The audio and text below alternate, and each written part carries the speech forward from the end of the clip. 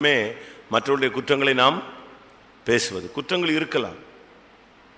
இங்கே நாம் பார்க்கும் பொழுது, மற்றவர்களை குற்றவாளியாய் தீர்க்கிறவனே, நீ யாரானாலும் சரி, போக்கு சொல்ல உனக்கு இடமில்லை. ரோமாபுரி சபையார் தேவ பிரியராய் மாறும்படியாக வாஞ்சிக்கிறவர்கள், பரிசுத்தவான்களாகும்படி அழைக்கப்பட்டவர்கள். ஆனால் அவருடைய வாழ்க்கையில் மற்றவர்களை குற்றவாளியாக குற்றம் தீர்க்கிற ஒரு ஆவி இருந்துச்சு. இன்னைக்கு நம்மள அந்த சுபாவம் இருக்கா? நம்முடைய வாழ்க்கையில் அப்படிப்பட்ட குறைகள் இருக்கா என்பதை நாம் ஆராய்ந்து பார்க்க வேண்டியது அவசியம். வெளிப்படுத்தல் 12ஆம் அதிகாரம் 10ஆம் வசனம். 12 பைபிள் கொடு.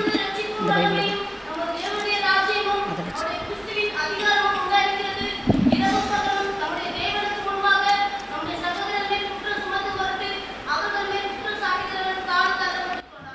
குற்றம் சாட்டுகிறவன் தாழ தள்ளப்பட்டு போனான். இது யாரு? பிசாசன், சாத்தான், வலுசர்ப்பம், பழைய பாம்பு. இவனுக்கு பேர் தான் குற்றம் சாட்டுகிறது.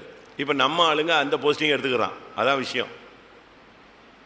நம்முடைய அநேகர் சாத்தானுடைய வேலையை இவங்க தன்னுடைய வேலையாக என்ன செஞ்சுக்கிறாங்க? எடுத்துக்கிறாங்க.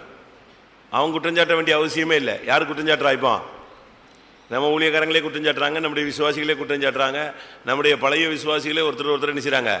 குற்றஞ்சாட்டுறாங்க. குற்றஞ்சாட்டுகிறவன் யாரு? பழைய பாம்பு. இப்போ பழைய பாம்பு சும்மா இருக்குது. இப்போ புதிய பாம்பு தான் வேலை பார்க்குது. புதுசாக வந்தவங்க தான் இப்போ நமக்குள்ளே இருக்கிற நம்மில் அநேகர் யாராக மாறிட்டோம்? இப்படிப்பட்ட நபர்களாய் மாறிட்டோம். அதனால தான் சபையினுடைய முன்னேற்றம் தடைபடுகிறது. நாம பரிசுத்தவான்களாக முடிய அழைக்கப்பட்டுட்டு மற்றவர்களை குற்றவாளியாக தீர்த்தா, பைபிள் சொல்லுது, நீ மற்ற எந்த குற்றத்தின்படி அவனை குற்றம் சாட்டுகிறாயோ நீ உன்னைத்தானே குற்றவாளியாக தீர்க்கிறாய். மத்தேயு எழுதின சுவிசேஷம் இயேசு சொல்றாரு, உன் கண்ணில் இருக்கிற உத்தரத்தை எடுத்து போடு, மற்றவன் கண்ணில் இருக்கிற துரும்ப போய் நீ என்ன செய்ய வேண்டாம், தேடி கண்டுபிடிக்க வேண்டாம். வாசிங்க. நீ உன் கண்ணில் இருக்கிற உத்திரத்தை உணராமல் உன் சகோதரன் கண்ணில் இருக்கிற துன்பை பார்க்கிறது என்ன? இதோ உன் கண்ணில் உத்திரம் இருக்கையில் உன் சகோதரனை நோக்கி, நான் உன் கண்ணில் இருக்கும் துரும்பை எடுத்து போடட்டும் என்று நீ சொல்வது எப்படி? எப்படி இருக்கு? நம்ம மற்றவங்க கண்ணில் இருக்கிறதான நம்ம கண்ணுக்குள்ள என்ன இருக்கு? நம்ம கண்ணுக்குள்ள என்ன இருக்கு?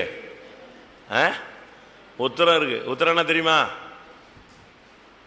இந்த இருக்கு பாருங்க, இந்த பீமுக்கு பேர் தான் இங்கிலீஷ்ல பீம்னு சொல்றானே, இது வீட்டில் மரத்தில் போட்டுருமா, அதுக்கு பேர் தான் என்னது? உத்தரம். பரலோகத்தில் போய் நிற்கும் போது நான் பாவம் செய்யலை அப்படின்னு சொன்னால், எந்த ரூமில் வச்சு பாவம் செஞ்சியோ அந்த ரூமில் இருக்கிற உத்தரம் வந்து சாட்சி சொல்லணும்னு இருக்கு பைபிளில். இருக்கா? உத்தரம் வந்து என்ன செய்யும்? சாட்சி சொல்லும். நீ இந்த தப்பு இந்த இடத்துல இத்தனாம் தேதி இந்த நான் இருந்தல்ல அந்த ரூமில், அந்த உத்தரம் இருந்துச்சுல, அந்த ரூம் தான். வாசிங்க.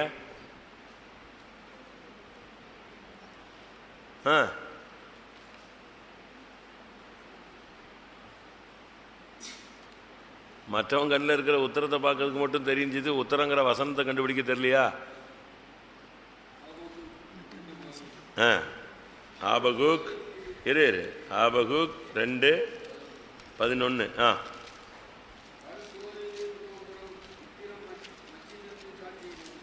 கல் வந்து சுவரில் இருந்து என்ன செய்யுமா? சாட்சி சொல்லும், கூப்பிடும். வாசிங்க, மைக்கில் வாசிங்க. கல்லு சுவரில் இருந்து கூப்பிடும், உத்திரம் மச்சியிலிருந்து சாட்சியிடும். அது தெளிவா பேசும். நம்ம கண்ணில் இருக்கிற உத்தரத்தை எடுக்கிறத விட்டு அடுத்தவங்க கண்ணில் இருக்கிற துரும்ப கொஞ்சம் எடுத்து போடட்டா, ஊதட்டா, நல்லா ஊதுனா வெளியே வந்துடும். கசக்காதீங்க, கொஞ்சம் நான் ஊதுறேன், ஊதுனா என்ன செஞ்சிடும்? வெளியே வந்துடும். ஊதுனா வெளியே வரும். ஆனா துரும்பு வெளியே வந்துடும். உத்தரம் ஊதுனா என்ன செய்யாது? வராது. உத்தரம் வந்து ஊதுனா வராது, பிடுங்கினா தான் வரும். அதனால நம்ம இந்த நாட்கள்ல எவ்வளவு பேருடைய குற்றங்களை பேசி வச்சுக்கிட்டு இருக்கோம்னு பாருங்க. நம்முடைய வாழ்க்கையில நம்ம எத்தனை பேர் குற்றம், மற்றவருடைய குற்றங்களை லிஸ்ட் போட்டு வச்சிருக்கிறோம். நம்ம அநேகருக்கு இது ஒரு இது பழக்க வழக்கங்கள். தயவு செய்து இந்த கேரக்டர் நீங்க பலிபீடத்தில் வைங்க. இந்த சுபாவத்தை நீங்க எங்க வைங்க? பலிபீடத்தில் வச்சிருங்க. ஆண்டவரே போதும் சுவாமி, நான் எல்லாரையும் குற்றவாளியை தீர்த்தது போதும், நான் இனிமேல் குற்றம் சாட்டக்கூடாது. குற்றஞ்சாட்டி குற்றஞ்சாட்டி குற்றஞ்சாட்டி கடைசியில் நான் யாரா மாறிட்டேன்? குற்றவாளியாய் மாறிவிட்டேன். அப்படிதான் பைபிள் சொல்லுது. நம்முடைய பகுதியில் எவ்வளோ குற்றங்கள் இருக்குங்கிறத நம்ம பார்க்கணும். நாம் அதை விட்டுட்டு மற்றவங்களில் உள்ள இருக்கிற ஒரு துரும்ப போய் தேடிக்கிட்டு இருக்கக்கூடாது. 4ஆம் வசனம், ரோமர் 2ஆம் அதிகாரம் 4ஆம் வசனம். இனி தடவு. ரோமர் 2:4. அல்லது தேவ தயவு நீ குணப்படும்படி உன்னை ஏவுகிறது என்று அறியாமல் அவருடைய தயவு, பொறுமை, நீடிய சாந்தம் இவைகளின் ஐஸ்வர்யத்தை அஷ்டை பண்ணுகிறாயோ. நம்மில் அநேகர் ஆண்டோடைய கிருபையை அசட்டை பண்றோம், ஆண்டுடைய தயவை அசட்டை பண்ணுகிறோம், ஆண்டுடைய பொறுமையை அசட்டை பண்றோம், ஆண்டுடைய ஐஸ்வர்யத்தை அசட்டை பண்றோம். பெரியவங்களை ஒரு சிலர் அசட்டை பண்ணுவாங்க. பா இவங்க என்ன சொல்றது, இது எப்போ பார்த்தாலும் இப்படி தான் பேசிக்கிட்டே இருக்கும். எது மாடா மனுஷனா? நீ எந்த அளவின்படி அளக்கிறாயோ அந்த அளவின்படி நீ என்ன செய்வாய்? காஞ்ச ஓலை வந்து மேல இருந்து மரத்துல இருந்து கீழே விழுந்துருச்சு. பச்சை ஓலை சொல்லிச்சான், உன் கதை முடிஞ்சு போச்சான்னு. அது விழுந்துட்டே வரும்போது சொல்லிச்சான், இன்னும் கொஞ்ச நாள் உன் கதை என்ன செய்யும்? இதே கதை தான். நீங்க மற்றவங்களை அசட்டை பண்றீங்களா? புருஷனை அசட்டை பண்றவங்க உண்டு. வஸ்தியை குறித்து பைபிளில் சொல்லி இருக்கிறது. அவள் செஞ்சதுனால தேசத்தில் உள்ள எல்லா பெண்களும் என்ன செய்வாங்க? புருஷனை அசட்டை பண்ணுவாங்க. அதனால என்ன விளையும் தெரியுமா? தேசத்தில் குடும்பங்களில் எரிச்சல் விளையும், ஆசீர்வாதம் விளையாது. எது விளையும்? அப்படித்தான் அங்கே உள்ள பிரதானிகள் சொன்னாங்க ராஜாட்ட, இது இப்படியே விட்டா இது ஒத்து வராது. எல்லாரும் தங்களுடைய புருஷனை வாசிங்க 1:17 ராஜாவாகிய ஆகாஸ்வேரு ராஜஸ்ரீயாகிய வஸ்தியை தமக்கு முன்பாக அழைத்து வர சொன்னபோது அவள் வரமாட்டோம் என்கிற செய்தி எல்லா ஸ்திரீகளுக்கும் பிரசித்தமானால் அவர்களும் தங்கள் புருஷரை தங்கள் பார்வையில் அற்பமாய் எண்ணுவார்கள். இன்றைய தினமே பெர்சியாவிலும் மேதியாவிலும் உள்ள பிரபுக்களின் ஸ்திரீகள் ராஜஸ்திரீயின் செய்தியை கேட்கும்போது ராஜாவின் பிரபுக்கள் எல்லாம் அப்படியே சொல்லுவார்கள். மிகுந்த அசட்டையும் எரிச்சலும் விளையும். மிகுந்த அசட்டையும் எரிச்சலும் விளையும். நம்ம இன்னைக்கு வாழ்க்கையில் யாரையும் அசட்டை பண்ணக்கூடாது, அற்பமாக எண்ணக்கூடாது. ரொம்ப கவனமாக இருக்க வேண்டிய காலம். நீ அசட்டை பண்ணினால் நீ அசட்டை பண்ண படுவாய். 2 சாமுவேல் 12ஆம் அதிகாரம் 9-10. 2 சாமுவேல் 12:9-10. கர்த்தருடைய பார்வைக்கு பொல்லாப்பான இந்த காரியத்தை செய்து அவருடைய வார்த்தையை நீ அசட்டை பண்ணினது என்ன? ஏத்தியனாகிய உரியாவை நீ பட்டயத்தால் மடிவித்து அவன் மனைவியை உனக்கு மனைவியாக எடுத்துக்கொண்டு அவனை அம்மோன் புத்திரனின் பட்டயத்தாலே கொன்று போட்டாய். இப்போதும் நீ என்னை அசட்டை பண்ணி ஏத்தியனாகிய உரியாவின் மனைவியை உனக்கு மனைவியாக எடுத்துக்கொண்டபடியினால் பட்டயம் என்றைக்கும் உன் வீட்டை விட்டு விலகாதிருக்கும். அசட்டை பண்றவங்களுடைய வாழ்க்கையில பட்டயம் பாதிப்பு இருந்துகிட்டே இருக்கும். மற்றவங்களை நம்ம அசட்டை பண்ண உனக்கு விரோதமாக பட்டயம் பிரேக்கில் நின்றுக்கிட்டே இருக்கும். அப்பப்போ உனக்கு பிரச்சனை வந்துக்கிட்டே இருக்கும். பட்டயம் வந்து குத்தும், வெட்டும். ஏதாவது பிரச்சனை வந்து ஒரு சில ஊழியக்காரங்க விசுவாசிகளுக்கு கண்டினியூவாக இருக்குது, நிம்மதி இல்லாத ஒரு போராட்டம் இருக்குன்னு சொன்னால் நீங்கள் மற்றவங்களை அசட்டை பண்ணுறீங்களான்னு பாருங்கள். கர்த்தர் சொல்கிறார், அவருடைய வார்த்தையை நீ அசட்டை பண்ணினாய். திருப்பி சொல்கிறாரு, நீ என்னை அசட்டை பண்ணினாய், என் வார்த்தையை அசட்டை பண்ணது மாத்திரமல்ல, என்ன செய்கிற, என்னையும் அசட்டை பண்ணுற. ஆனால் அப்படின்னாலும் உன் வாழ்க்கையில் பட்டயம் எப்பொழுது இருக்கும்? நம்ம மற்றவங்களை அசட்டை பண்ணுறோமா? தேவனுடைய தயவை அசட்டை பண்ணாத. கர்த்தர் உன்ட்ட பேசும் பொழுது தேவனுடைய சத்தத்துக்கு கீழ்ப்படி. ஆண்டவர் உன்னோடு இடைபடும் பொழுது அதுக்கு கீழ்ப்படிஞ்சிரு. நீ பாட்டுக்கு அசட்டை பண்ணி போய்கிட்டே இருக்காத. அசட்டை பண்ணால் அவ்வளோதான், ஆண்டவர் அசட்டை பண்ண ஆரம்பிச்சிடுவார். உன் ஜெபம் அசட்டை பண்ணப்படும், உன் வேண்டுதல் அசட்டை பண்ணப்படும், உன் கண்ணீர் அசட்டை பண்ணப்படும், உன்னுடைய முழங்கால் அசட்டை பண்ணப்படும். ஆண்டவர் அது கண்டுக்கவே மாட்டார், கத்திட்டு கிடக்குதுன்னு சொல்லுவார். அப்படித்தானே இருக்கு பைபிளில். ஒரு சிலருடைய ஜெபத்தை கத்தர் கேட்கறதே இல்லையா? போய் போய் போய் போய்னு கத்த வேண்டிதான். கத்தி கத்தி கத்தி கத்தி கத்தினா ஒரு ஜெபத்தை கத்தர் கேட்க மாட்டார். அப்படி இருக்கா வசனம்? புலம்பல்ல நீங்க பார்த்தீங்கன்னா வேதம் சொல்லுகிறது, நான் அவர்கள் ஜெபத்தை கேளாதபடி என்னை மூடிக்கொண்டேன். 4ஆம் அதிகாரம் 3:44.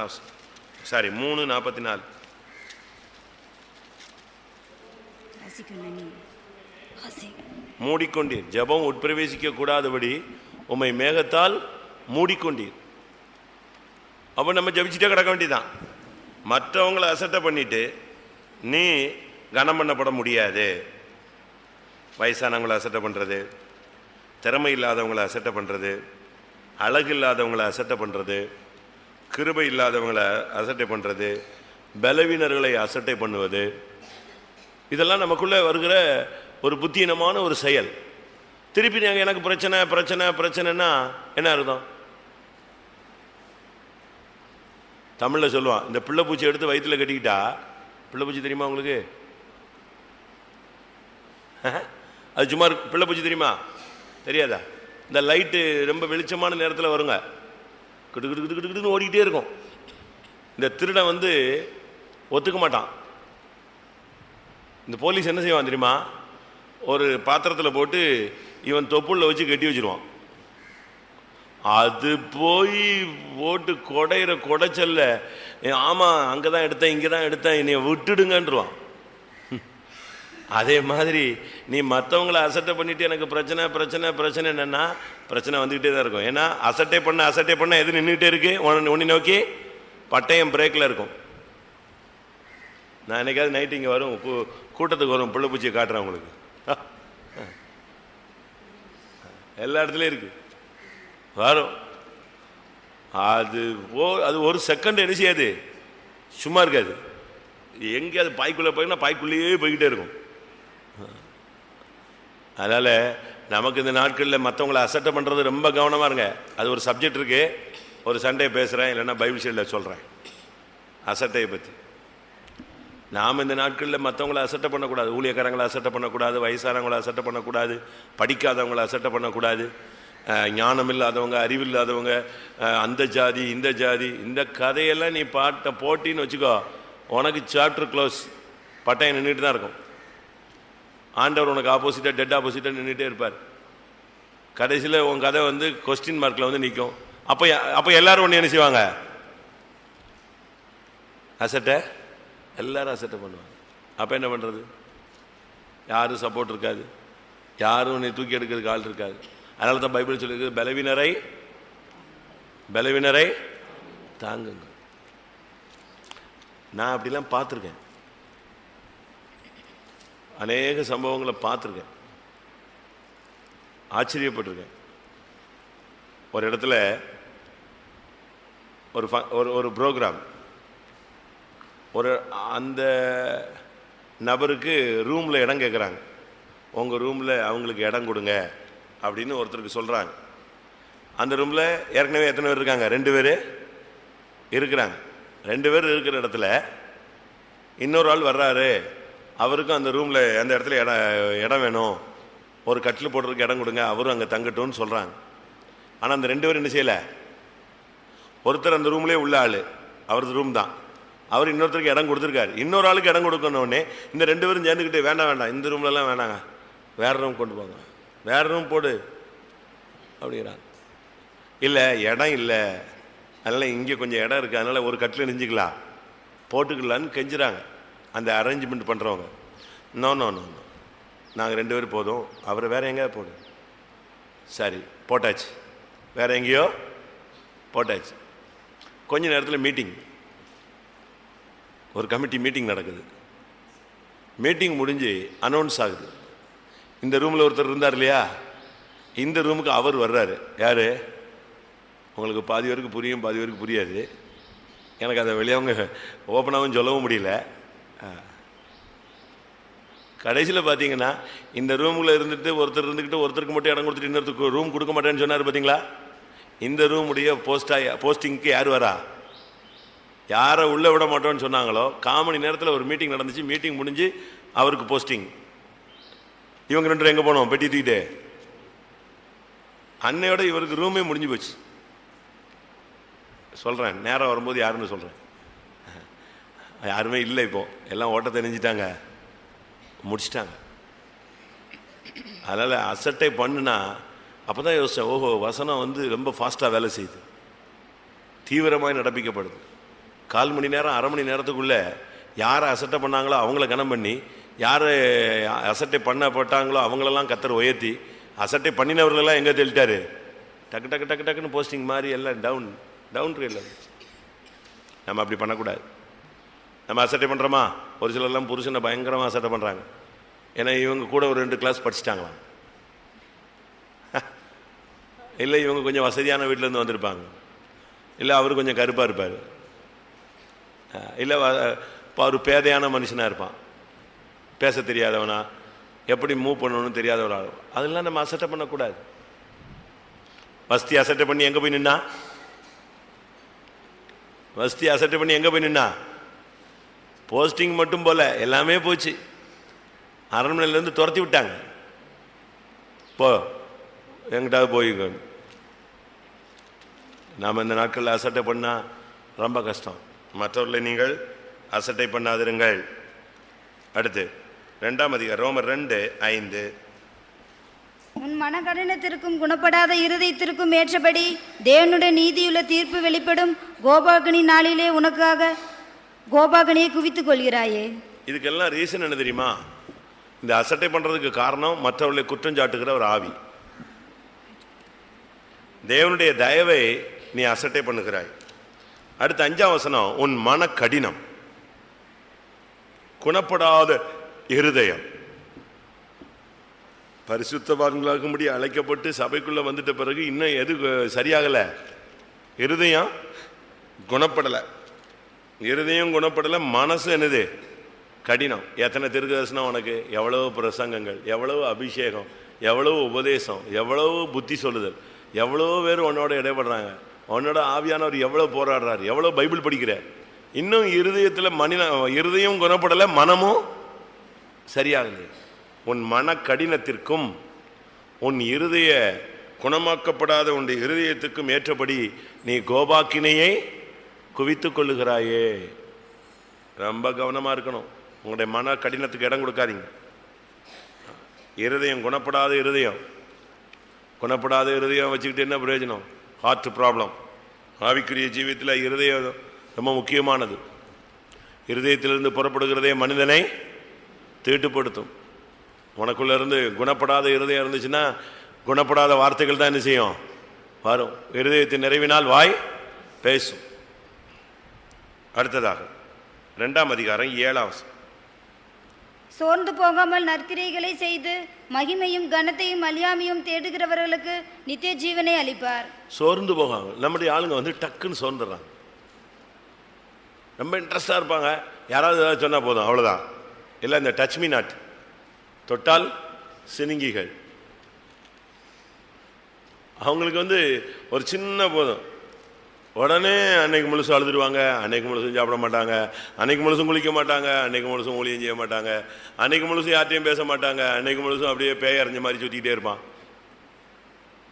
எதுக்கு? உடனே ஆவிக்குரிய ஜீவியத்தில் நமக்குள்ள சோர்வே வரக்கூடாது. நீங்கள் பாருங்க, இந்த மீன் தொட்டிகளில் மீன் வளர்க்குறாங்க. அது அது அதுக்குள்ளே சுற்றிக்கிட்டே இருக்கும். பார்த்துருக்கீங்களா? சுற்றிக்கிட்டே இருக்கும். நமக்கு வந்து சோர்வு வந்துடுதே. சோர்ந்து போகாமல் நற்கிரியை, நான் நல்லது செஞ்சு செஞ்சு எனக்கு என்னங்க பிரயோஜனம்?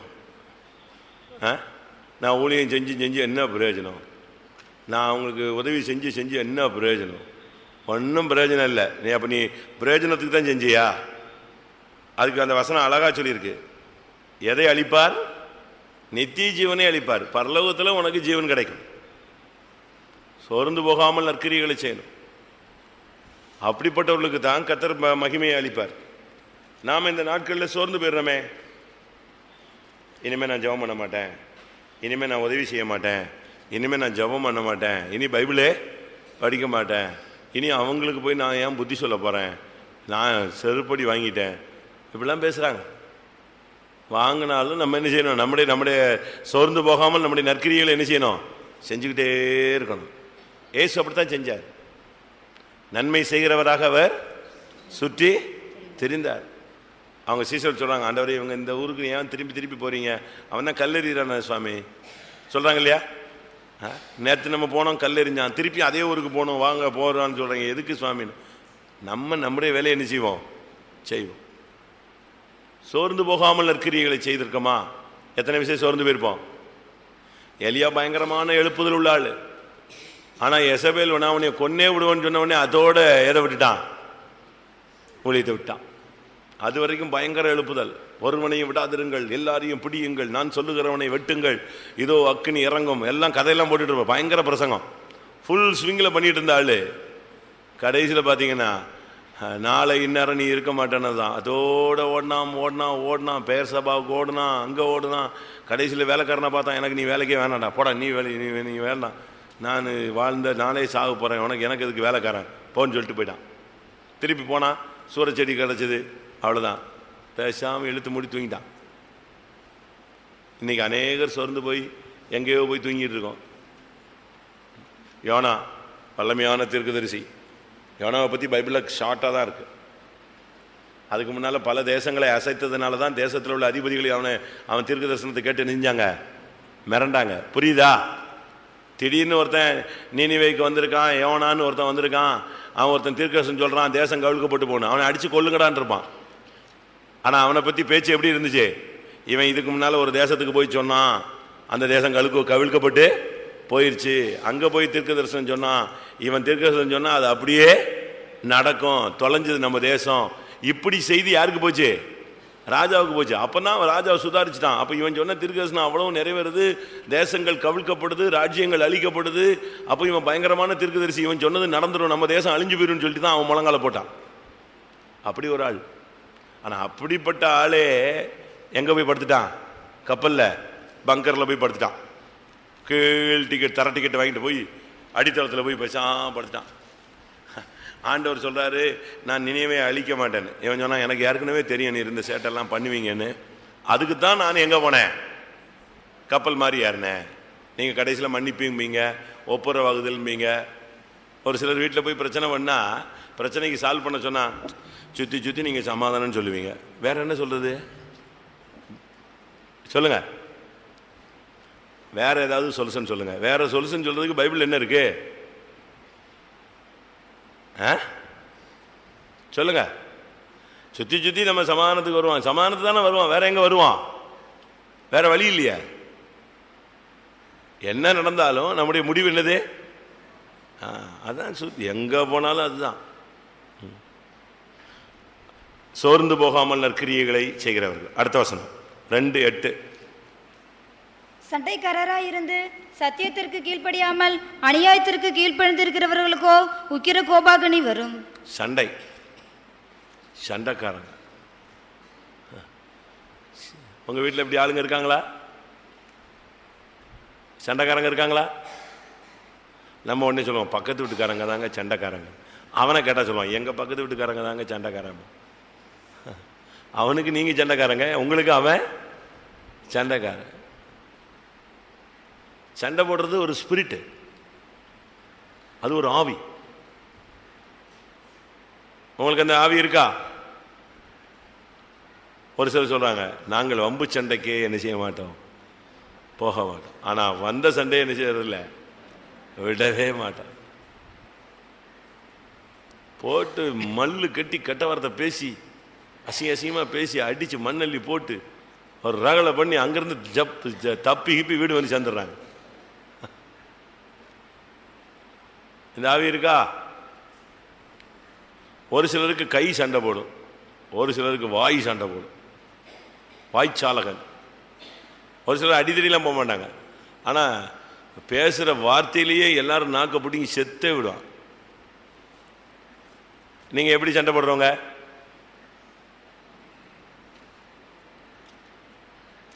No comments.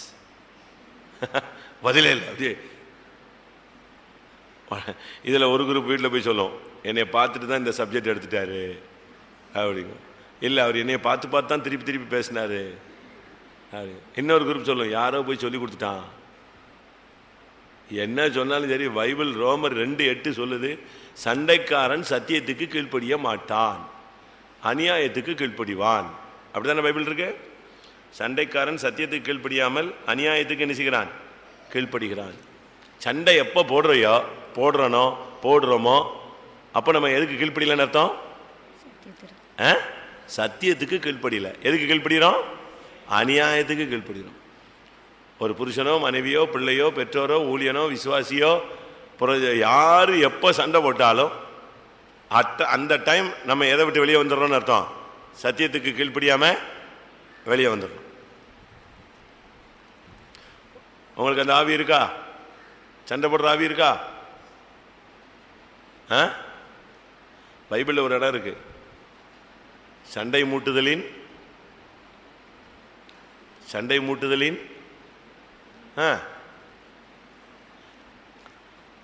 தெரியாதா?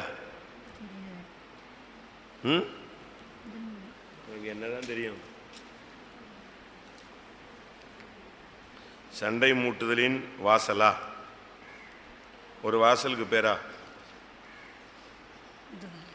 எனக்கு சரியா ஞாபகம் இல்லை, ஆனால் கண்டுபிடிச்சு சொல்லிடுறேன். சண்டை மூட்டுதலின் கிணறா ஏதோ ஒன்று இருக்கு. அந்த இடத்துக்கு பேர் என்னது?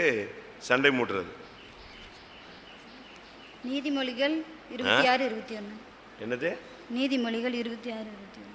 25 26. வாசி பாப்போம். கரிகள் தழலுக்கும் விறகு நெருப்புக்கும் ஏதுவானது போல வாதிப்பிரியன் சண்டைகளை மூட்டுகிறதுக்கு ஏதுவானவன்.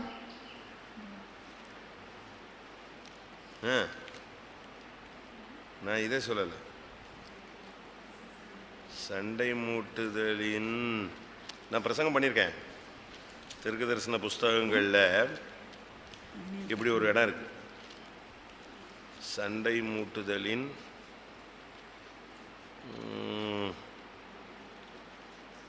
கண்டுபிடிங்க ஒரு செகண்ட்ல.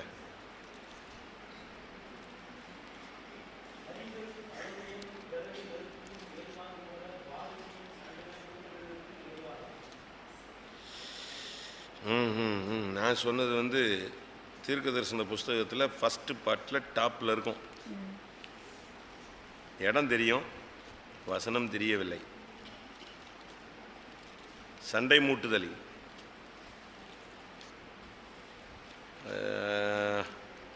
ஒரு வாசலுக்கு பேரா? சண்டை மூட்டுதலின் ஏதோ எசேக்கியேல் 47:19.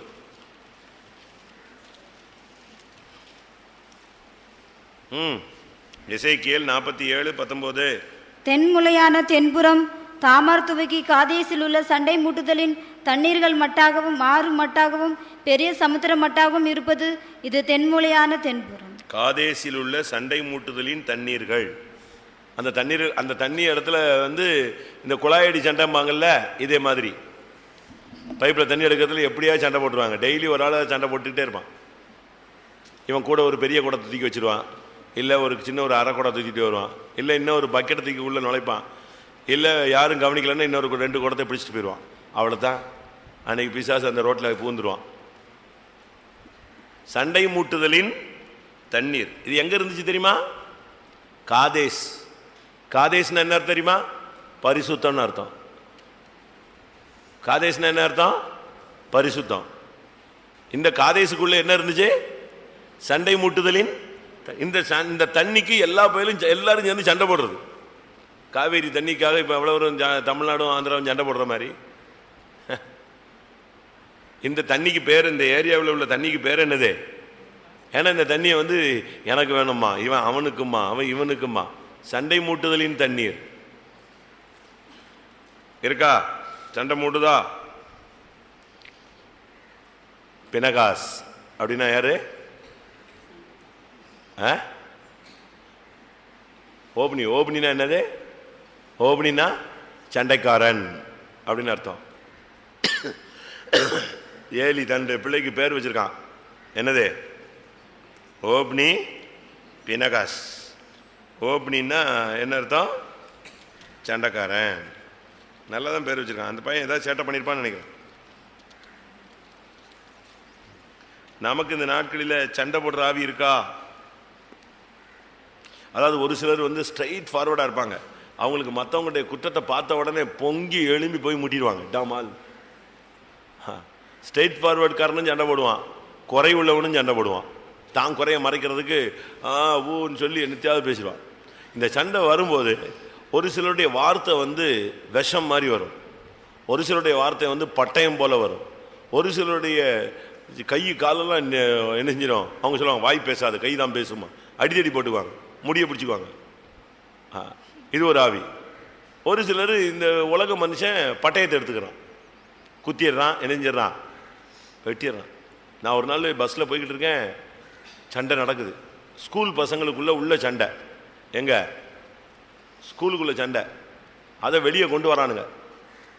ஸ்கூல் முடிஞ்சு பசங்க போகும்போது அடிக்கிறானுங்க, சவுக்கு கட்டை தூக்கிட்டு அடிக்கிறான். சாதாரண அடிலாம் கிடையாது, செத்துருவான். தண்டாயிரப்பேட்டையில் சென்னையில் நடக்குது. அடி சும்மா அந்த கிளாஸ் பசங்களை இன்னொரு கிளாஸ் பசங்க போட்டு ரோட்டில் வச்சு சவுக்கு மூலம் அடிக்கிறான்.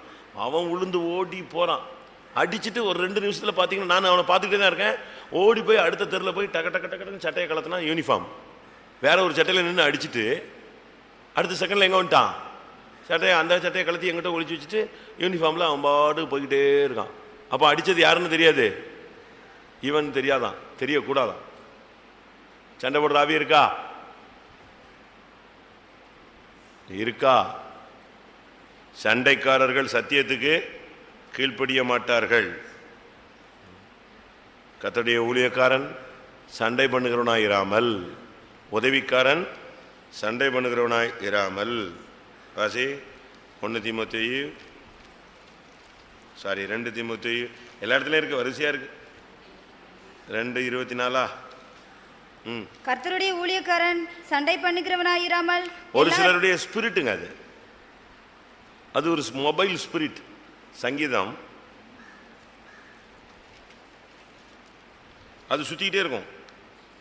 அது ஃபெய்த்தம் கீதம்லாம் பார்க்காது, அது ரோட்டில் சுத்திக்கிட்டே இருக்கும். யார் வீட்டில் சான்ஸ் கிடைக்க உள்ள வந்துக்கும். 55 9:10. சங்கீதம் 55 9:10. ஆண்டவரே அவர்களை அழித்து அவர்கள் பாஷையை பிரிந்து போக பண்ணும் கொடுமையையும் சண்டையையும் நகரத்திலே கண்டேன். அவைகள் இரவும் பகலும் அதன் மதில்கள் மேல் சுற்றித் திரிகிறது. கொடுமையையும் சண்டையையும் நகரத்தில் கண்டேன். அவைகள் இரவும் பகலும் அதன் மதில்கள் மேல் என்ன செய்யுது? சுத்தி திரியுது. சுத்திட்டே இருக்கும். மொபைல் ஸ்பிரிட் மாதிரி சுத்திட்டு இருக்கும். நடமாடும் வல்லமை. எங்க வீட்டில் சான்ஸ் கிடைக்குதோ எங்க உள்ள போந்துடும். அவ்வளவுதான். நல்லா இருக்கிற வீட்டில் திடீர்னு பார்த்தீங்கன்னா அடி தட்டி உருண்டுக்குவாங்க. பொல்லாத ஆவி நமக்குள்ள இருக்கா? சண்டைக்காரராக இருந்து சத்தியத்துக்கு கீழ்ப்படியாமல் அநியாயத்துக்கு கீழ்ப்படுகிற ஒரு ஸ்பிரிட் இருக்கு.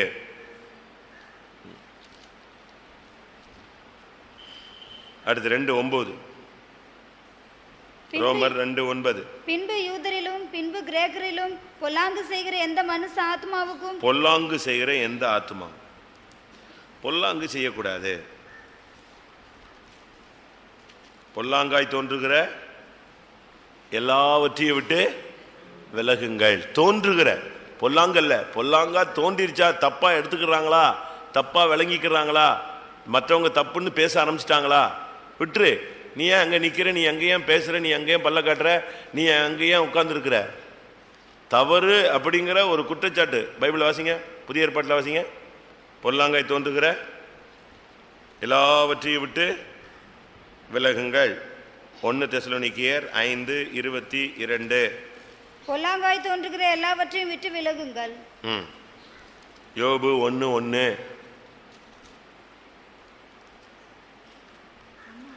உத்தமனும் சன்மார்க்கனும் தேவனுக்கு பயந்தவனும் பொல்லாப்புக்கு விலகுகிறவனுமாய் இருந்தான். யோபு பொல்லாப்புக்கு விலகுகிறவன். அதாவது எது தப்புன்னு, தப்பு சரின்னு இல்லை, தப்புன்னு யாராவது நினைச்சிட்டா கூட அது வேண்டாம். ரைட்டு, தவறா விளங்கிக்கிட்டாவே அது அந்த சப்ஜெக்ட் நமக்கு தேவையில்லை. நீ ஏன் இங்கே நிற்கிற அப்படின்ட்டாங்கன்னா சாரி, ஏன் நின்னா என்ன, பேசுனா என்ன, அவன் வயசு என்ன, இவ வயசு என்ன, அவன் யாரு இவன் யாரு, இந்த சப்ஜெக்ட்ல நீ பேசாத. நான் அந்த வீட்டுக்கு போனா என்ன, இந்த வீட்டுக்கு போனா என்ன, நீ இப்படி என்னைக்கு கேள்வி கேட்டையோ அன்னைக்கு உன் வாழ்க்கையில விழுகையில உச்சகட்டத்துக்கு வந்துட்டேன்னு அர்த்தம். பின்மாற்றத்தின் ஆவி உன் மேல பூந்துருச்சு. அப்படியா, தப்பா சொல்லிட்டாங்களா, வேண்டாம். பனைமரத்துக்கு கீழே நின்று நீ பால் தான் குடிக்கிற, ஆனா சொல்றது என்ன சொல்லுவாங்க, கல் குடிக்கிறேன்னு தான் சொல்லுவாங்க. நீ இல்லை இல்லை நான் பால் தான் குடித்தேன், நான் பால் தான் குடித்தேன், நான் பால் தான் குடித்தேன், நீ திருப்பி திருப்பி போய் பனைமரத்துக்களை நின்று அடிபட்டு சாகக்கூடாது, குற்றவாளியாக மாறக்கூடாது. உன் மேலே தப்புன்னு சொல்கிறாங்களா, தப்பு இருக்கோ இல்லையோ உனக்கும் தேவனுக்கும் தெரியும். Right, okay. பொல்லாங்காய் தோன்றிருச்சு, மற்றவங்க பார்வையில் நெஞ்சிருச்சே, சரி ஸ்தோத்திரம். இல்லை என்னை அநியாயமாக சொல்லிட்டாங்க, என்னை எப்படி சொல்லிட்டாங்க, உடனே 3 நாள் மூக்கு சிந்திக்கிட்டே சுற்றக்கூடாது, அழுதுகிட்டே சுற்றக்கூடாது. உடனே தன்னை நீதிகரித்து தன்னை பெரிய பரிசுத்தவாட்டி பரிசுத்தவான்னு காட்டுறதுக்கு திரும்ப இல்லைங்க இல்லைங்க அப்படிங்க எப்படிங்க, இந்த கதையே நீ பேசக்கூடாது. பொல்லாங்காய் தோன்றிருச்சா ஏரியா விட்டு காலி பண்ணு, அவசியமே இல்லை. தப்பாக விளங்கிட்டாங்க, ரைட், வேண்டாம். நீ மாம்சம் புசிக்கிறதோ மதுபானம் அருந்துவதோ மற்றவனுக்கு இடரலா இருந்தால் நீ அதை புசிக்காமலே இருக்கிறது நல்லதுன்னு தான் ரோமரில் என்ன செஞ்சிருக்கு, சொல்லியிருக்கு. நீ செய்யறது ஏதாவது மற்றவனுக்கு பிரச்சனையா வருதா, வேண்டாம். சபையில் கொண்டு வந்து சாப்பிட்றீங்க, பைபிளில் சொல்லியிருக்கு, சபையில் கொண்டு வந்து சாப்பிட்றீங்க, அதில் ஒருத்தன் ஏழ்மையாக இருக்கான், ஒருத்தன் மாம்சம் கொண்டு வரான், மாம்சம் கொண்டு வந்து மற்றவனை புசிக்கும் போது இல்லாதவன் என்ன செய்யறான், 10 துக்கப்படுறான். அப்படி நீ கொண்டு வந்து சாப்பிட்றத விட நீ மாம்சம் புசியாமல் இருப்பதே நல்லதுன்னு பவுல் சொல்றாரு. நீ ஒரு ட்ரெஸ்ஸை போட்டுட்டு வருவ, இடக்கா முடக்கா போட்டு வருவ, நீங்கள் ஒரு சண்டே ஸ்கூல் டீச்சராக இருக்கலாம், இல்லாவிட்ட முக்கியமான விசுவாசியாக இருக்கலாம், நீங்கள் உங்கள் பிள்ளைக்கோ பேர பிள்ளைக்கோ டிசைனாக ஒன்றை போட்டு வருவீங்க. இதை பார்த்து ஒரு புதிய ஆத்மா அவன் என்ன சொல்லுவான், அப்போ இப்படி போட்டால் ஒன்றும் இல்லை தப்பு இல்லை போட்டிருக்குன்னு அவன் போட்டு வருவான். அதை பார்த்து இன்னும் 4 பேர் போட்டு வருவாங்க. கடைசியில் நம்ம ஆளில் ஒரு அரைக்காடு ஆள் போய் ஏன் இப்படிலாம் ட்ரெஸ் போடுற அப்படின்னு புதிய ஆத்மாவை போய் போயிட்டுமா. ஆனால் முதல்ல போட்டு வந்த பழைய விசுவாசியை போய் இவன் என்ன செய்ய மாட்டான், பேச மாட்டான். பேசினா வேலையை பார்த்து போடான்னா அடிச்சுடுவான். அவனை போய் திருத்த முடியாது இவனுக்கு. இந்த புதுசாக வர்றவங்கள போய் ஏன் நகை போட்ட, ஏன் நீ ஒயிட் அண்ட் ஒயிட் போடல, நீ எப்படி மருந்து எடுத்த, இதை போய் சொல்லுவான். இந்த வேலையே பண்ணக்கூடாது. பொல்லாங்காய் தோன்றுகிற எல்லாவற்றையும் விட்டு விலகு.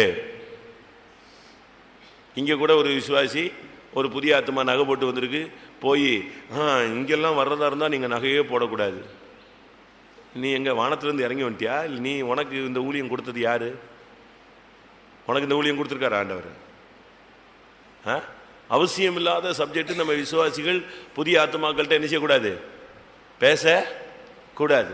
உன் குடும்பத்திலேயே சாக்கடை கணக்கு இல்லாமல் இருக்கு, நீ அடுத்தவங்கள்ட்ட போய் கதையெல்லாம் பேசக்கூடாது. ஒரு புதிய ஆத்மா வருதுன்னா உடனே நீங்கள் அவங்கள எப்படிலாம், அதாவது இவங்க ரொம்ப தங்களை ஒரு பெரிய பரிசுத்தவான்களா காட்டிக்கிறது. நான் ஒரு இடத்துல இருந்தேன், ஒரு அம்மா இருந்துச்சு, நல்ல ஒரு சகோதரி தான், ஆனால் இந்த சேட்டையெல்லாம் பண்ணும். தான் வீட்டில் வேலை பார்த்துச்சு ஒரு சகோதரி. அந்த சகோதரியை எப்படியாவது சபைக்குள்ளே கொண்டு வந்துச்சு. ஒரு 4 வாரம் கூட்டு வந்துச்சு. 4 வாரம் அந்த சகோதரி வந்துருச்சு. 5ஆவது வாரம் நீ நகையை கழிச்சிட்டு வா, அப்போ தான் நான் உன்னை கொண்டு போனதுக்கு அர்த்தமே இருக்குது. எங்க சபைக்கு கொண்டு போனதுக்கு அர்த்தம். அந்த அம்மா அந்த சிஸ்டர் சொல்லிச்சு, என் வீட்டுக்காரன் குடிக்காரங்க, நான் உங்கள் வீட்டுக்கு வேலைக்கு தான் வந்திருக்கேன், என்னைய வீட்டுக்கு போய் நான் குடும்பம் நடத்தணுமா இல்லை கொண்டு விடுறதுக்கா, அடிச்சு போடுவான். அப்படின்னா உனக்கு வேலை தர மாட்டேன், நீ வேலைக்கு வராது. நகை கலத்துறதுக்கா வேலைக்கு வச்ச நீ? நம்ம ஆளுங்க இந்த அதிக பிரசங்கித்தனம் பண்ணிக்கிட்டு ஆத்துமாக்களை இடற வச்சுட்டு இவனும் பரலவும் போக மாட்டான், வந்தவனையும் பரலவும் போக விட மாட்டான். பரலவ ராஜ்யத்தின் திறவுகோலை வச்சுக்கிட்டு பூட்டி வச்சுக்கிறது இவனும் போகிறதில்ல. இந்த நாய்க்கு தேங்காய் மாட்டிக்கிச்சான், உடச்சி சாப்பிட முடியாது. ஆனால் யாரும் கிட்ட போய் அதை என்ன செய்ய முடியாது, கொடுக்குமா நாயே? அதையும் கொடுக்காது. அதை கவிட்டு புளியும் போக முடியாது, திங்கவும் முடியாது, உடைக்கவும் முடியாது. ஆனால் யார் கையில் கொடுக்காது? அடுத்தவங்க கிட்ட வந்தால் கடிச்சு கோதறிடும். இதே மாதிரி நம்ம ஆளுங்க பாதி பேர் பரலோகத்தை பிடிச்சி வச்சிருக்கானே தவிர உள்ளேயும் போகிறதில்லை, எவனையும் உள்ள விடுறதில்லை. தயவு செய்து இந்த ஆவி உன்னை விட்டு வெளியே போகணும். பொல்லாங்காய் தோணுதா? நீ நிற்கிறது தப்பு, பேசுறது தப்பு, நடந்துக்கிறது தப்பு, உடுத்துக்கிற ஸ்டைல் தப்பு அப்படின்னா ஸ்தோத்திரம் ஸ்தோத்திரம், மாற்றிக்கிறேன், இன்னும் கிளியர் பண்ணிக்கிறேன். யோபு, நீ யோபு போல பொல்லாப்புக்கு விலகிறவனா இருக்கணும். அவன் சொல்கிறான், நான் எதிலே தவறினேனோ அதை எனக்கு என்ன செய்யுங்க, சொல்லுங்க, நான் சரிப்படுத்திக்கிறேன். இவன் யார் ஏன் தவற சொல்றது, என் பிள்ளையை இவன் யார் குற்றம் சொல்றது, அப்படிலாம் அவன் சொல்லவே இல்லை. வாசிங்க யோபு 6ஆம் அதிகாரம் எனக்கு உபதேசம் பண்ணுங்கள் 24ஆம் வசனம். எனக்கு உபதேசம் பண்ணுங்கள், நான் மௌனமாயிருப்பேன்.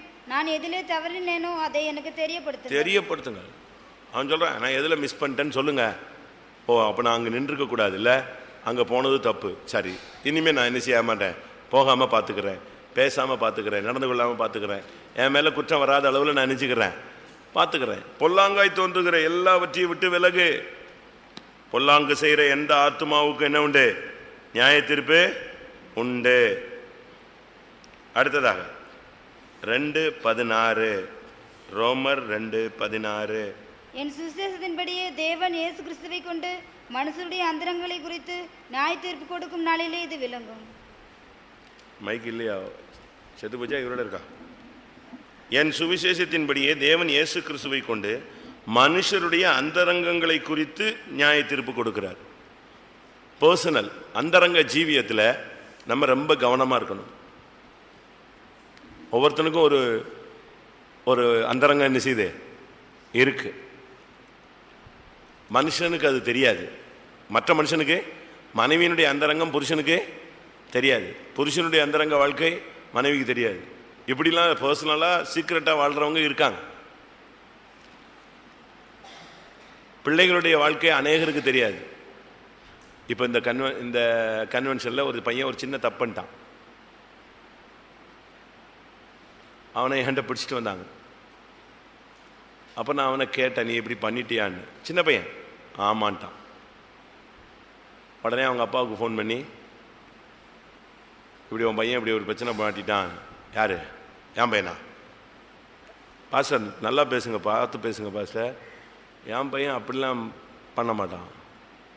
யார் சொல்கிறா? அவருக்கு அவங்க பையன் மேலே அவ்வளவு பயங்கர நம்பிக்கை. ஆனால் பையனுடைய அந்தரங்க ஜீவியம் யாருக்கு தெரியாது. அவன் இங்கே முழங்கால் நின்று என்ன செஞ்சிட்டு இருக்கான், அறிக்கை செஞ்சிட்டு இருக்கான். சரி, அவர் தூரத்தில் இருந்தார், அதனால் அவரை கொண்டு வர முடியல, வெளியூரில் உள்ள விசுவாசி போயிட்டார். அவங்க அந்த பையனுடைய அண்ணன் அங்கே இருக்கான். அவனை கூப்பிட்டு வந்து, சரி அவன்கிட்ட இந்த பையனை ஒப்படைக்கலான்னு சொல்லி அவனை கூப்பிட்டா, அவன் வந்துட்டு அவன் அவங்க அப்பாவோட ஜாஸ்தியாக நிற்கிறான். என் தம்பி மேலே அப்படிலாம் கிடையாது, என் தம்பி அப்படி ஆளே கிடையாது. பாவம், இந்த பையன் அப்படி ஒரு புனிதமான வாழ்க்கை வீட்டில் செஞ்சிருக்கான். ஆனால் உள்ள என்னது அந்தரங்கம் தப்பு. உடனே அவன் கன்வென்ஷனில் வேலை செஞ்சுட்டு தான் இருக்கிற பையன் தான் அண்ணனும். அவன் கையில் ஏதோ ஒரு வேலைக்காக க்ளவுஸ் எல்லாம் போட்டு வந்திருந்தான். அப்படியே வந்துட்டான். தம்பிக்கு ஏதோ பிரச்சனைன்னு ஒடியே வந்துட்டான். அவங்க அப்பா ஃபோன் பண்ணி, எடே தம்பி ஏதோ மாட்டிக்கிட்டானா, நீ போய் பாடுறான்னு. வந்தவொடனே நான் சொன்னேன், அதெல்லாம் இல்லை, என் தம்பியா, என் தம்பியில் அப்படிலாம் செய்ய மாட்டான். தம்பி கிட்ட தான் நிற்கிறான். அவனை முழங்கால் போட்டு விட்டதே அவனுக்கு பயங்கர துக்கம். என் பிள்ளை என் தம்பியை முழங்கால் போட்டு வச்சுருக்காங்கன்னு வந்துட்டு, இல்லை பாஸ் என் தம்பிலாம் அப்படிலாம் பண்ண மாட்டான். சரி, உன் தம்பிகிட்ட நீயே பேசுகிறான்னு பேசுனா அங்கே தான் தம்பி தான் மாட்டிட்டு நிற்கிறானே. ஆமான்ட்டான். ஆமான்னு உடனே இவனுக்கு வந்த கோபம். இப்போ இவன் கேவலப்பட்டான் இல்லையா, உடனே கிளவுஸ்லாம் உருவி போட்டு அவனை அடிக்க ஓடி மிதிக்க ஓடி ஒரே ரகலை பண்ணிட்டான். நான் சொன்னேன், இந்த சண்டித்தனெல்லாம் இங்கே பண்ணாத, முதல்ல தப்பை ஒத்துக்க. அவன் தம்பி செஞ்சுருக்கான் தப்பு, ரைட்டு, கூட்டு போ, இங்கே வச்சு அடிக்காத, வீட்டில் போய் அடித்து சரிப்படுத்து போடணும். நமக்கு அதே மாதிரி ஒவ்வொருவருக்குள்ளேயும் ஒவ்வொரு அந்தரங்க ஜீவியம் இருக்கு. மனுஷன் முகத்தை பார்க்கிறான், தேவன் எதை பார்க்குறாரு? அங்கே தான் பார்க்குறாரு. இருதயம்னா என்னது? இருதயத்தின் நினைவுகள், அந்தரங்க ஜீவியம்.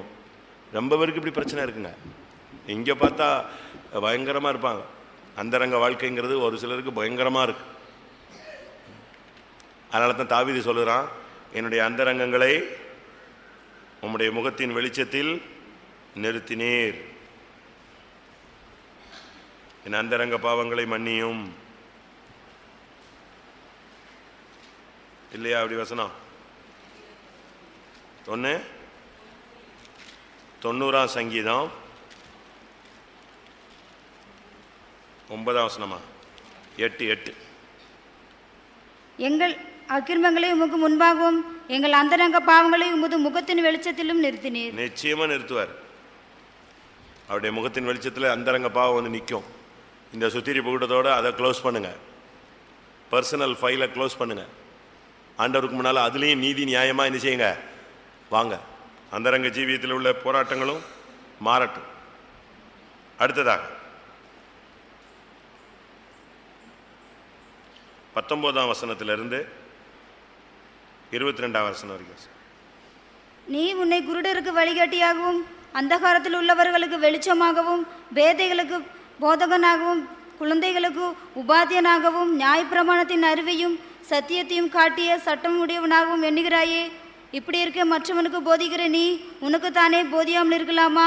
களவு செய்யக்கூடாது என்று பிரசங்கிக்கிற நீ களவு செய்யலாமா? விபச்சாரம் செய்யக்கூடாது என்று சொல்லுகிற நீ விபச்சாரம் செய்யலாமா? விக்கிரங்களை அருவருக்கிற நீ கோவில்களை கொள்ளையிடலாமா? கேட்கலாம் பாருங்க, பவுல் பேசுறாரு பாருங்க. நீ என்ன சொல்றியோ அதை நீ என்ன செய்யற, எது செய்யக்கூடாதுன்னு மற்றவங்களுக்கெல்லாம் பயங்கரமா பேசுறியோ அதை நீ செஞ்சுக்கிட்டு இருக்க. உலகத்தில் சொல்லுவாங்க, ஒரு பஞ்சாயத்து தலைவர்கிட்ட ஒரு பிரச்சனை வந்துச்சான் ஒரு கிராமத்தில். நான் படிச்சிருக்கேன் ஒரு கதையில். அங்கே ஒரு சின்ன பிரச்சனை, ஒரு பையனுக்கும் ஒரு வாலிப பையன் ஒரு வாலிப பொண்ணு பிரச்சனை. அந்த பஞ்சாயத்து தலைவர்கிட்ட பஞ்சாயத்து வந்துச்சு, ஊரே கூடி நின்று இவர் பயங்கர ஜட்ஜ்மெண்ட்டு. அந்த பையனை இந்த ஊருக்குள்ளே விட முடியாது, அந்த பொண்ணு குடும்பத்தை இந்த வீட்டுக்குள்ளே இந்த ஊருக்குள்ளே நினைச்ச முடியாது, விட முடியாது.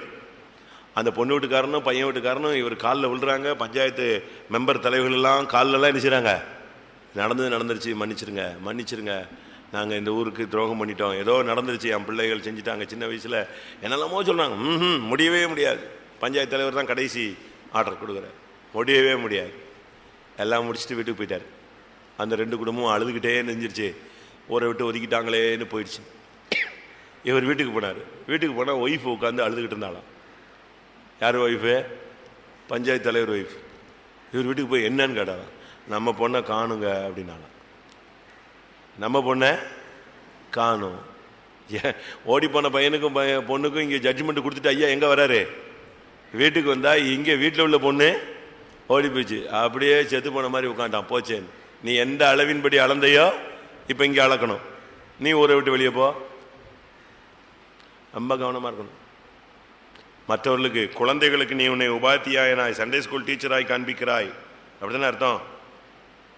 குருடருக்கு வழிகாட்டி, அந்தகாரத்தில் உள்ளவர்களுக்கு வெளிச்சம், பேதைகளுக்கு போதகன், குழந்தைகளுக்கு உபாத்தியாயன் எல்லாம் சொல்றியே. மற்றவனுக்கு போதிக்கிற நீ உனக்குத்தானே போதியாமல் இருக்கலாமா? களவு செய்யக்கூடாது என்று பிரசங்கிக்கிற நீ களவு செய்யலாமா? விபச்சாரம் செய்யக்கூடாது என்று சொல்லுகிற நீ விபச்சாரம் செய்யலாமா? விக்கிரகங்களை அருவருக்கிற நீ கோவில்களை கொள்ளையிடலாமா? யோசிச்சு பாருங்க. எங்கள் செக்யூரிட்டி டிபார்ட்மெண்ட்டில் ஒரு ஆள் ரொம்ப ஆக்டிவாக ஒர்க் பண்ணுவார். நேற்று ரிப்போர்ட்டு, நேற்று நான் வெளியே எங்கேயோ போயிட்டு இருந்தேன், ஃபோன் வந்துச்சு. உங்கள் டிபார்ட்மெண்ட்டில் உள்ளவர் தெரியுமா? ஆமாம் தெரியும், இவர் நல்லா இருந்தார். ஆமாம், அவங்க பையன் பயங்கரமான திருடன். யார் பையன்? இவர் ஹோம் கார்டில் பெரிய ஆள், ஆனால் பையன் யார்? பயங்கர திருடன். நான் சொன்னேன், சரி ரைட் ஓகே, ஜட்ஜ்மெண்ட் கரெக்டாக இருந்தால் என்ன செய்யுங்க, போஸ்ட் அந்த டியூட்டிக்குள்ளேயே விட்டுறாதீங்கன்ட்டு. வேண்டாம், எங்கள் டிபார்ட்மெண்ட்டுக்கே ஆள் வேண்டாம். நம்ம இன்னைக்கு எதை போதிக்கிறோமோ அதுக்கு ஆப்போசிட்டாக நம்ம செஞ்சால் பிரயோஜனமே இல்லை. இந்த சத்தியம் அதனால தான் இங்கே சொல்லியிருக்கு, நீ போதகனாய் நீ மாற்றி காட்டிக் கொள்கிறாய், குழந்தைகளுக்கு உபாத்தியாயனாய் காட்டிக் கொள்கிறாய், குருடனுக்கு வழிகாட்டியாய் காண்பிக்கிறாய். ஆனால் நீ எல்லாத்தையும் திருப்பி நீ செய்கிற, அவ்வளோத்தையும் நீ செய்கிற. நம்முடைய வாழ்க்கையில் ரொம்ப கவனமாக இருக்க வேண்டிய காலம் இது. அடுத்ததாக 2ஆம் அதிகாரம் 23ஆம் வசனம். நியாயப்பிரமாணத்தை குறித்து மேன்மை பாராட்டுகிற நீ நியாயப்பிரமாணத்தை மீறி நடந்து தேவனை கனவீனம் பண்ணலாமா? தேவனை கனவீனம் பண்ணுவது, தேவனை கனவீனம் பண்றதுங்கிறது பல விதங்களில் நடக்கும். நான் பிதாவானால் எனக்கு பயப்படுகிற பயம் எங்கே? நான் எஜமானானால் எனக்கு கொடுக்கிற கனம் எங்கே? உடனே அவங்க சொல்றாங்க, நாங்க எப்போ உங்களை கனம் பண்ணல, நீங்க கனம் பண்ணலன்னு சொல்றீங்களே அப்படின்னு கேட்குறாங்க. அப்போ அவர் சொல்றாரு, நீங்க என்னை கனம் பண்ணலன்னு ஆண்டவர் சொல்றாரு. பாசிங்க,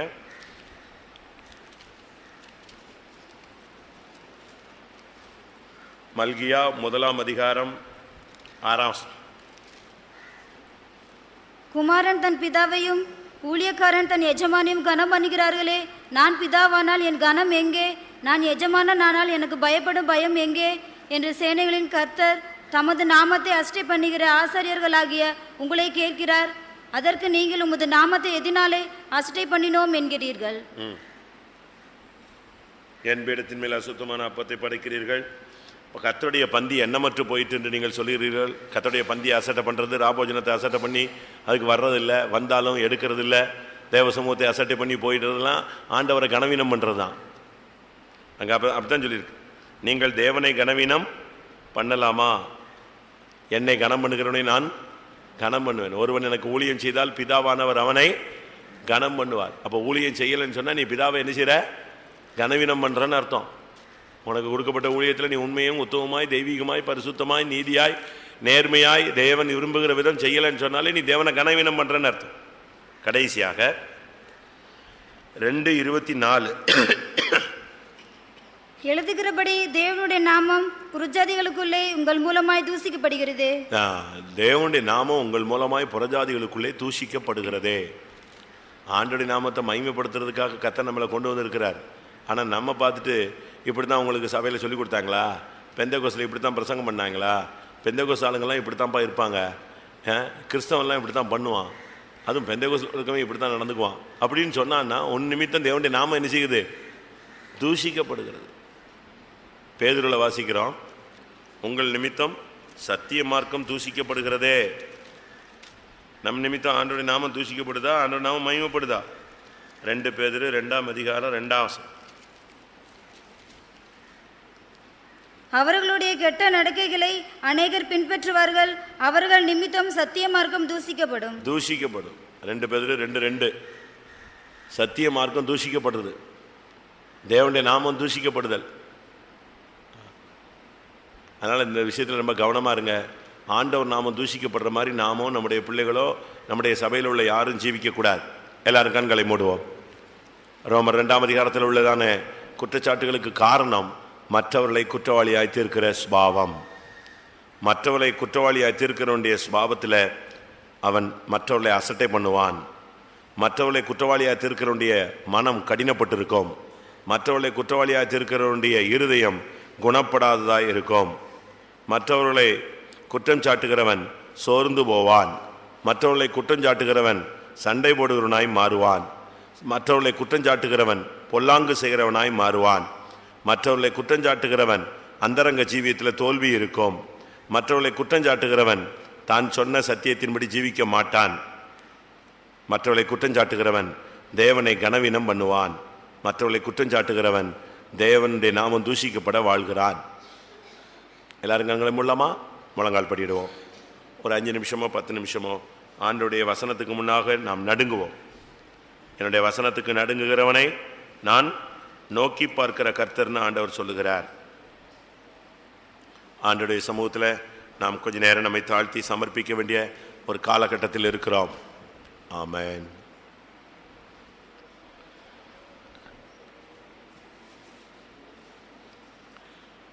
சிங்காசனத்தை நோக்கி பார்ப்போம். கிருபாசனத்தை நோக்கி பார்ப்போம்.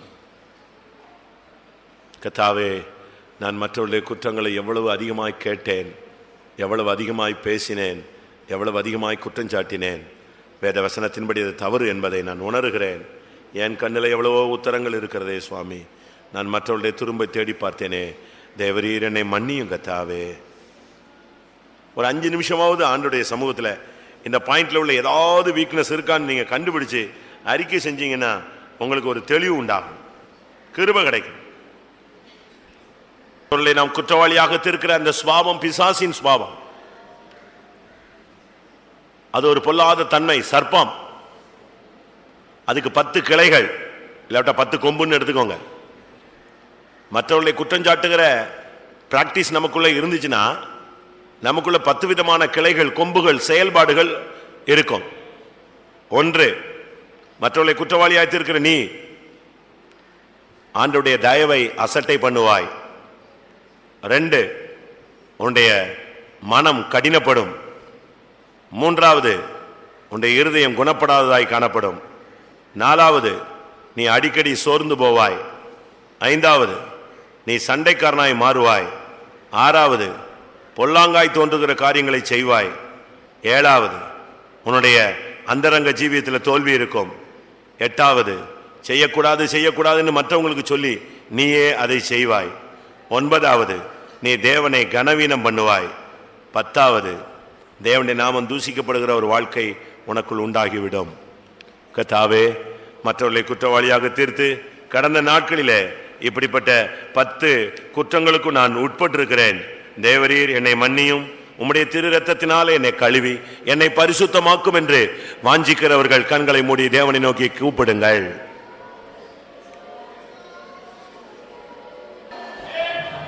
ஆமென், ஆமென். அநேக விசை என்னுடைய வாழ்வில் ஊழியத்தின் பாதைகளில் என்னுடைய சூழ்நிலைகளில் நான் இந்த குற்றஞ்சாட்டுகிற வல்லமையினால் நான் பாதிக்கப்பட்டிருக்கிறேன். அது நிமித்தம் நான் தேவனுடைய தயவை அசட்டை பண்ணியிருக்கிறேன். அது நிமித்தம் என்னுடைய மனம் கடினப்பட்டிருக்கிறது. அது நிமித்தம் நான் குணப்படாத இருதயம் உள்ளவனாய் மாறிப்போனேன். அது நிமித்தம் என்னுடைய வாழ்வில் பல சோர்வுகள், நான் பொல்லாங்காய் தோன்றுகிற அநேக காரியங்களில் சிக்கிக்கொண்டேன். என்னுடைய அந்தரங்க ஜீவியம் கெட்டு போய்விட்டது. எதை செய்யக்கூடாதோ என்று நான் மற்றவர்களுக்கு சொல்கிறேனோ அதையே நான் செய்யக்கூடியவனாய், தேவனை கனவீனம் பண்ணுகிறவனாய், ஆண்டவருடைய நாமம் தூஷிக்கப்படுவதற்கு ஏதுவாக என்னுடைய வாழ்க்கை அமைந்து விட்டது என்று யாராவது உணர்த்தப்பட்டால் எழும்பி நீங்கள் அறிக்கையிடலாம். 1 10 உண்டாக்குகிறது. ஆமென். நம்முடைய அறிக்கையை தேவன் காண்கிறார், கேட்கிறார், உணர்கிறார். இரவும் பகலும் குற்றஞ்சாட்டுகிறவன் தள்ளப்பட்டு போகட்டும். நம்முடைய மனதை விட்டு அந்த வல்லமை தள்ளப்படட்டும். நம்முடைய ஊழியத்தை விட்டு அந்த வல்லமை தள்ளப்படட்டும். நம்முடைய குடும்பத்தை விட்டு அந்த வல்லமை தள்ளப்படட்டும். இரவும் பகலும் குற்றஞ்சாட்டுகிறவன் தள்ளப்பட்டு போகட்டும். சபையை குற்றஞ்சாட்டுகிற வல்லமை ஊழியர்களுக்குள்ளே குற்றஞ்சாட்டுகிற ஆவி, விசுவாசிகளுக்குள்ளே குற்றஞ்சாட்டுகிற ஆவி இயேசுவின் நாமத்தினால தீகாராமானியா தள்ளட்டு.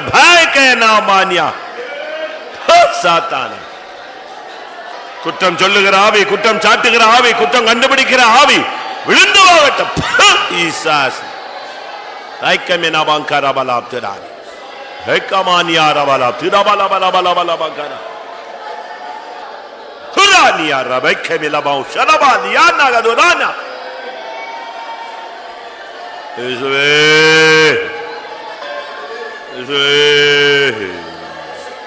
Praise the Lord, praise the Lord, praise the Lord.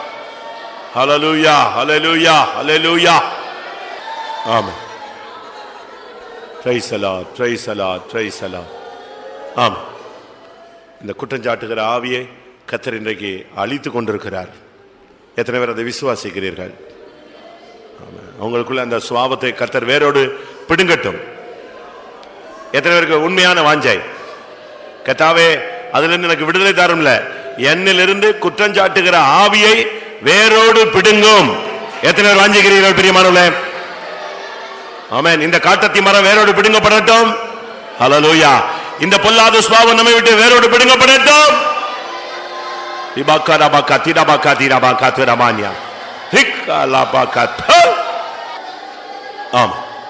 கர்த்தருடைய சமூகத்துக்காய் ஸ்தோத்திரம் பண்ணுவோம். நம்முடைய நிலவரங்களை, நம்முடைய மறைவான காரியங்களை விளங்கிக் கொள்ள ஒரு வாய்ப்பை தந்தார். அதற்காக ஸ்தோத்திரம் பண்ணுவோம். கிருபையுள்ள தேவன் நம்மை சுத்திரித்துக் கொண்டிருக்கிறார். அதற்காக ஸ்தோத்திரம் பண்ணுவோம்.